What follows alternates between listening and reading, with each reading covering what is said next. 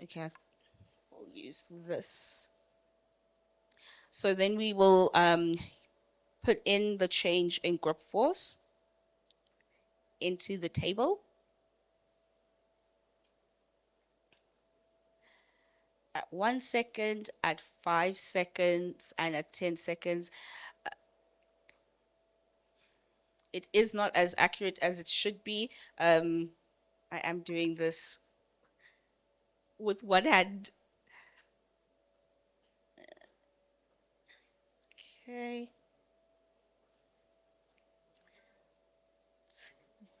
Second. Yeah.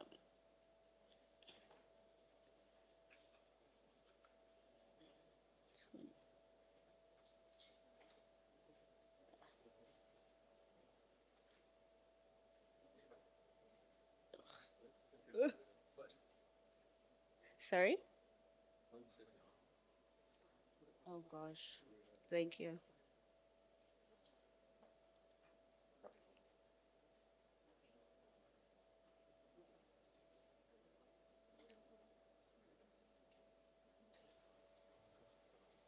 So as we've gotten the results for just the 25%, a graph automatically pulls through. Um, and from this, you're able to uh, title your graph and give titles to the axes as well. So I've only did the 25%. Now it's time to just check your understanding. So did the experiment help you decide which of the factors proposed to explain muscle fatigue are important? So which factors are important for muscle fatigue? That is the aim of the experiment, just to get further understanding as to what factors um, influence muscle fatigue.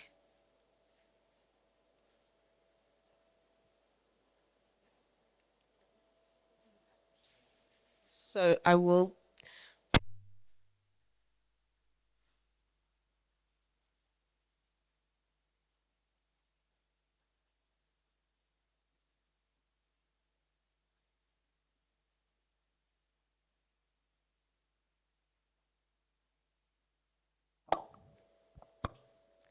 okay, perfect. So we'll be doing the 50% effort, and then I'll just move over to the 100% effort.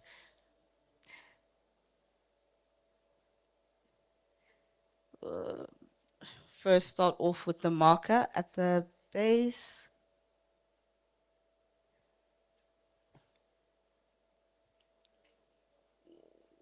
One second.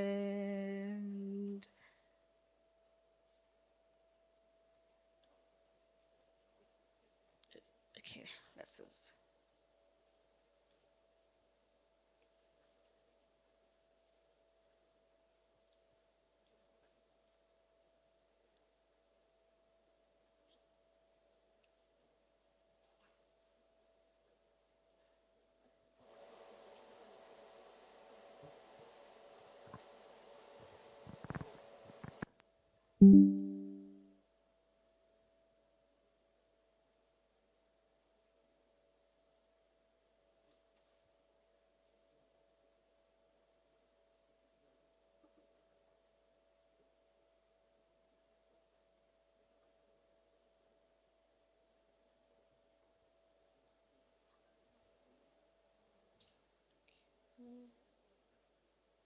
And now we're going to do the 100.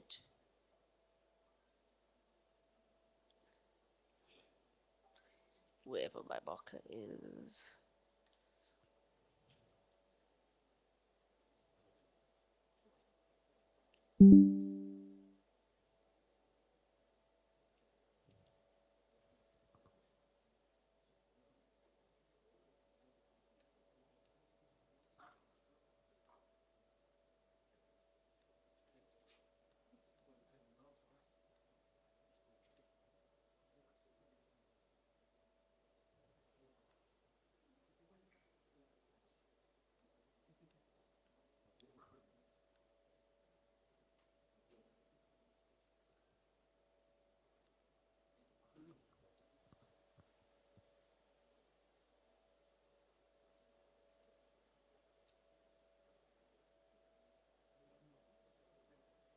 So at 1 second, with 100% of our volunteers' grip strength, it's the first time I got 1 second on the dot. And then 5 seconds.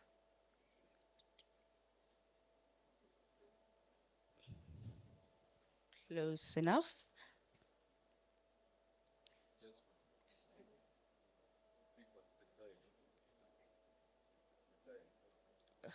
Thank you. 10 seconds.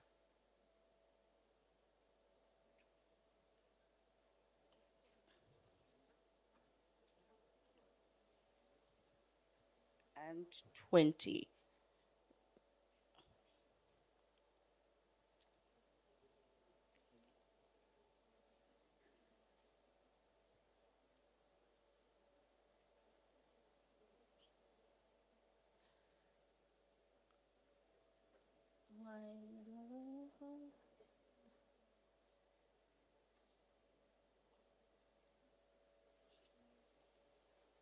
So there we have our graph. I haven't added the results that we got for 75% effort. Um, but now, as the students, you would then answer the question. For the sake of time, there are model answers that you're able to have on lab station. These model answers can also be edited and amended by the educator or the lecturer. So this is more so for when would have to grade this yourself. It will be manually graded because answers will vary.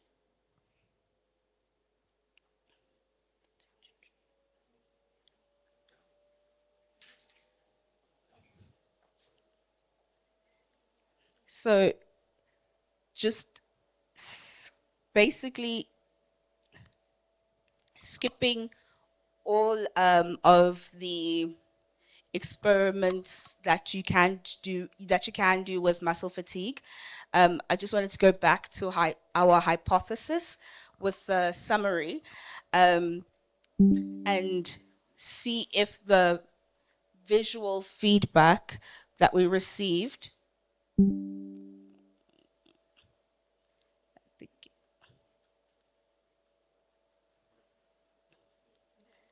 would then confirm the hypothesis that you're you are the most fatigued, even if you have visual feedback, or would brief periods of rest allow you to be the least fatigued?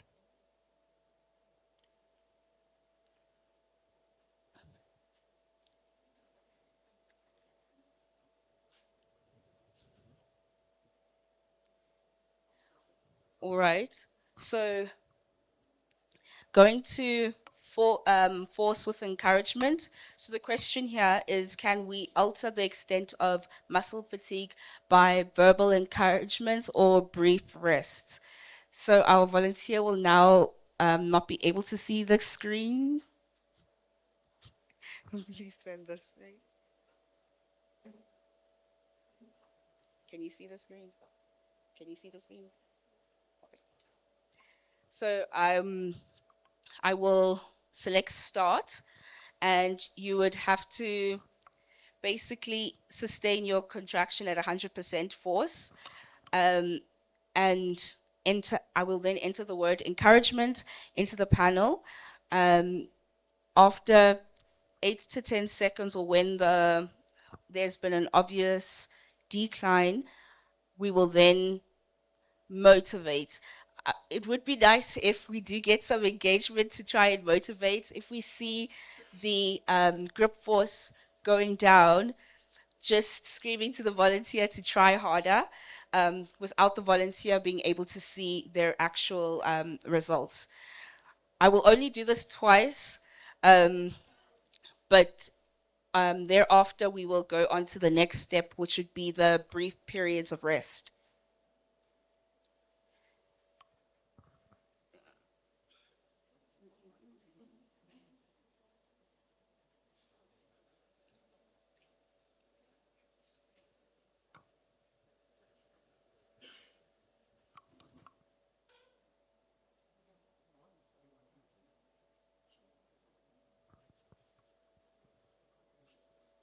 Right. So you're going to try and squeeze the grip force transducer for about 15 seconds. Um, and we will try and encourage you when we do see an obvious decline in the force. All right. Start.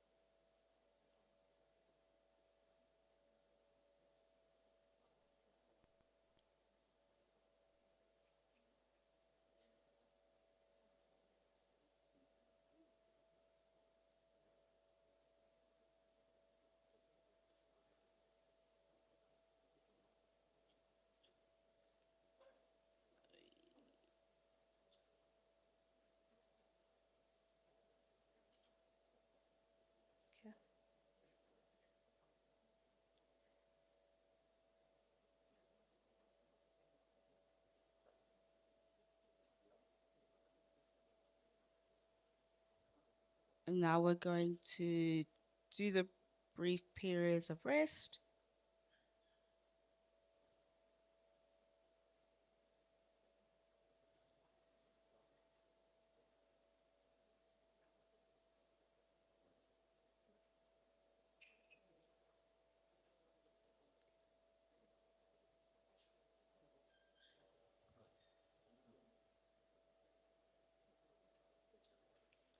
So again, graphs are automatically created using lab charts as well as the LT program. All you need to do is make sure that the data that you're getting makes sense and is understandable. So we have another checkpoint, which is to check your understanding. So from the data, just using these two data points, uh, do we believe that verbal encouragement, or do we believe that the brief rests limited the extent of muscle fatigue? And we would then answer according to what we believe and based on the results that we've um, received. So the model answer is encouragement and brief rests have been shown to limit fatigue to some extent during the sustained maximal grip force. So during the sustained skeletal muscle contraction, can we think of three situations that might affect or cause true fatigue? And if you remember, in the beginning of this experiment, we went through the background, well, briefly, and it already gave the answers in that background information. So students are able to go back to that information, or they have a point of reference and they're able to get hopefully the right answer for this.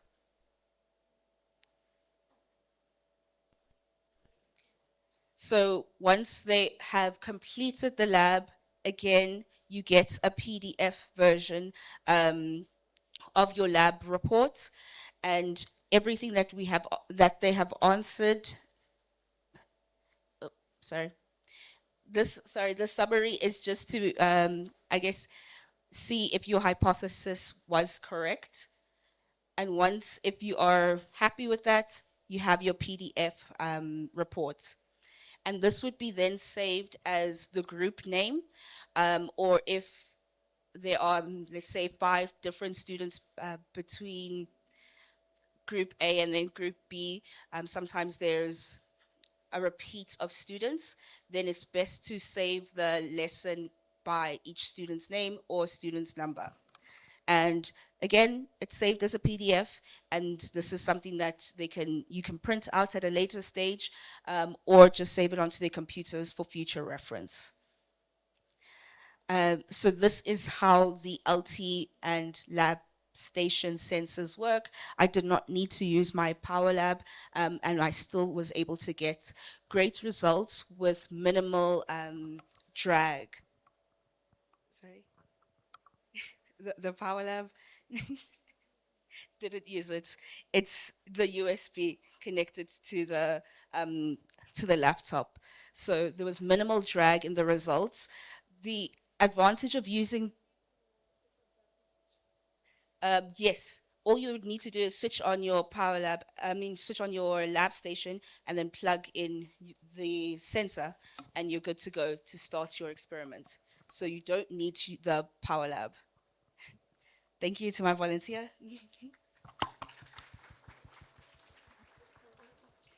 Okay.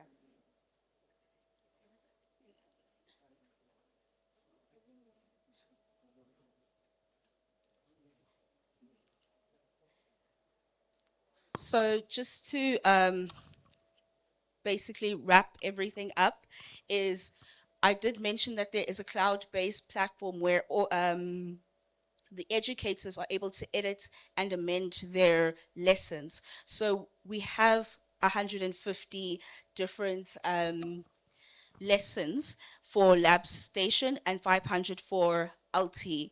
But you can increase that number by creating your own lesson based on the curriculum, or based on the curriculum that you are teaching. Main difference, LT requires internet access and it's subscription based. Lab Station is not really subscription based, and internet is not required. For now, LT and lab station, you can use the power lab, but also you can use sensors. And then a key difference would be your student analytics that you get from LT, which you won't be able to get from lab station. All right, so this comes to the end of my presentation. I thank you everyone for your engagement, and thank you to my wonderful volunteers. And if you want further information, our contact details are at the bottom, but we also do have a stand, so we can give you more information regarding what solutions we have for teaching, but also the research aspect. Thank you.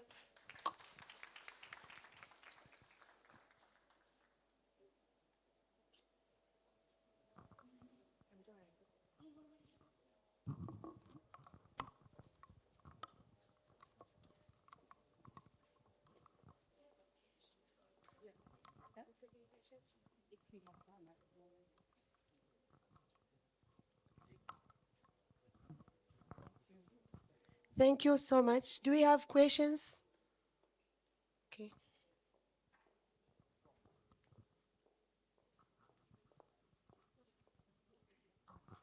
Yeah, thank you, presenter.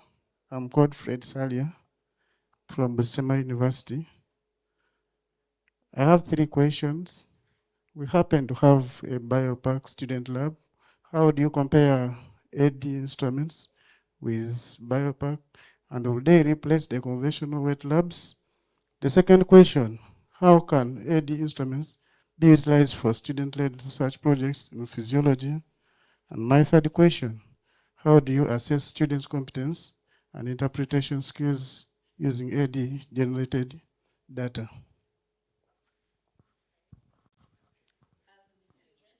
The first question is how does 80 instruments compare to biopack? Is it is quite it's quite comparable. Um, the only I would say major difference would be the interface. So with lab station or 80 instruments interface, it's interactive, a lot more interactive. So students are in the forefront of their their lab. They're able to run a practical without or minimal intervention from the lecturer with the aids of the videos and the further information that you receive from using your AD Instruments lab software.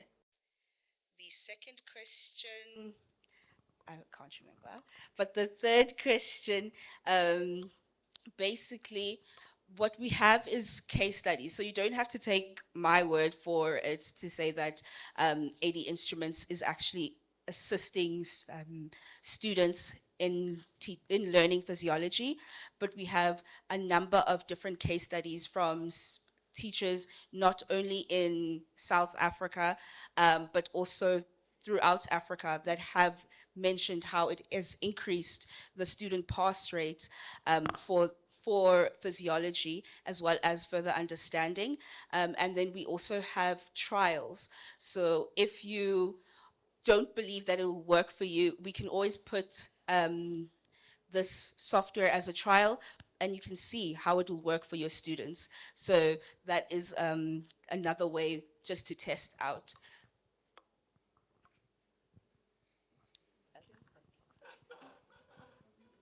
Thank you so much, presenter. My name's Dr. Dilo Robert, Bustema University. I also say a component on photoplethysmography and would like to inquire a little more related to nitric oxide mediated vasodilation. Biopack has a transducer actually that does also photoplethysmography, just like we have seen in ADT and LT. However, I wanted to know how many transducers are available for PPG in AD system. And then does it compare to endopat in reactive hyperemia index, probably in assessment of endothelial dysfunction? Thank you. That was a very technical question, and I do not have that information at hand, but I will take it back to the supplier and get you that feedback. Thank you. Do you have any more questions? Okay. Okay.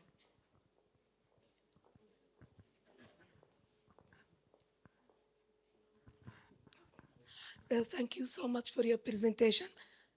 Sorry for the bad voice. It's a big revolution. Um, I have only one question: that when we have to buy the license of lab stations, I've been introduced to LT last ESAP, and it was very more interactive than the conventional AD and Power Lab.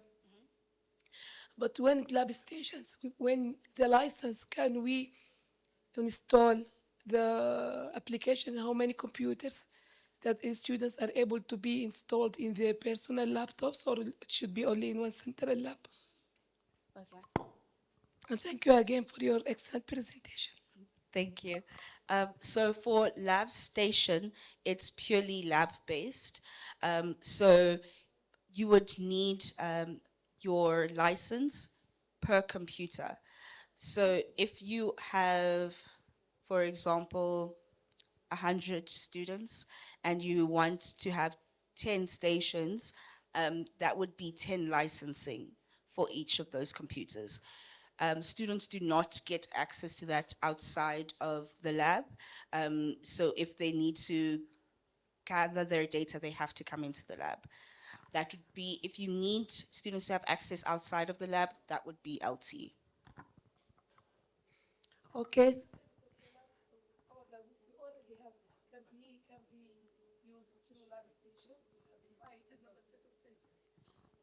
If you want to use the sensors instead of using just the Power Lab, just sensors instead. There is a slight, I guess, conversion fee for the current lab station to the new, yes, the one that is compatible for sensors. So you would need to just pay that fee, which would be applicable to the number of lab station softwares you already have, and then you're able to use the sensors and the Power Lab alike. The sensors are only for education. Thank Yes, you. so the last question. You know that already we know, nerve conduction impulses is affected by whether environmental temperature or body temperature.